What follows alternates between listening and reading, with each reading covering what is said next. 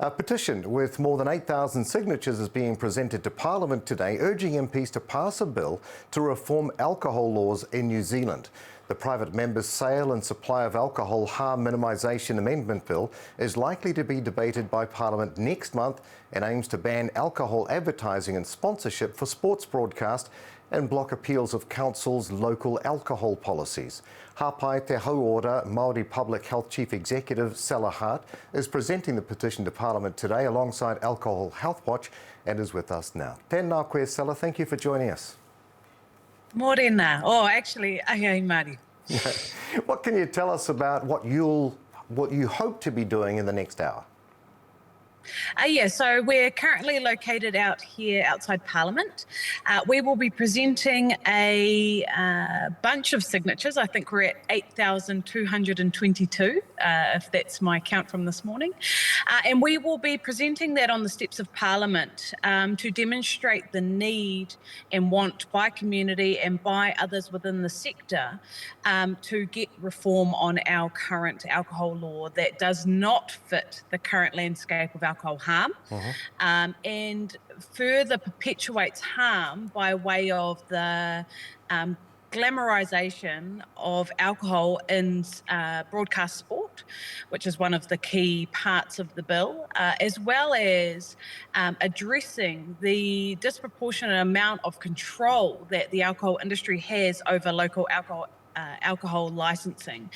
So that's what we'll be doing in about an hour's time. We'll be presenting that on the Parliament steps because we feel it is really important, alongside some of our community members and rangatahi who will be present to share their experiences around alcohol harm and try and find a way forward that's actually going to right some of the wrongs that currently sit within this space.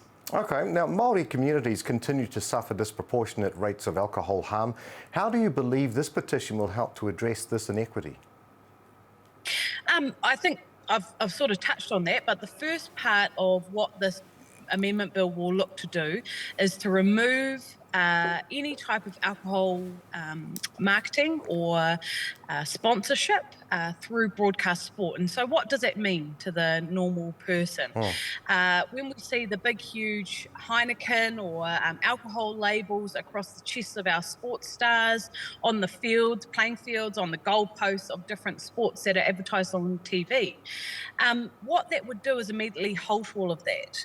We don't need it. We don't need to be seeing a huge range of alcohol marketing attached to what we and many New Zealanders see as our pride. It's our sporting prowess across the globe, and to have that attached to something that causes such great harm and is the most harmful legal drug available in Aotearoa, it just doesn't make sense. The second part will give more power back to community, and so what we currently have is a framework in which when a new bottle store wants to be put into the corner shops in Mangere or in any community across Aotearoa, there is a process in which communities are meant to be able to have a say. Currently, what happens though is that the law enables a huge legal battle to take place where our alcohol industry have huge bank accounts and are able to push that through and get their licence signed off, when there is absolutely no need for another liquor outlet or bottle store within those communities. I'm a resident of Mangere. I see it every single day and my kids see it every single day. And we just need to be able to give the power back to community. If the community doesn't want another alcohol outlet, then that should be the case. But what the current laws allow is for the control to still sit in the hands of the alcohol industry. And that's unfair, that's unjust. And this petition, we hope today, will raise awareness to the glamorisation of this product that, seeps through many layers of society.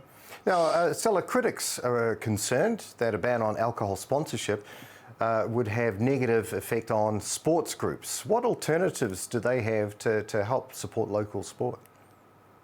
Yeah, and I think that's a very valid conversation to have.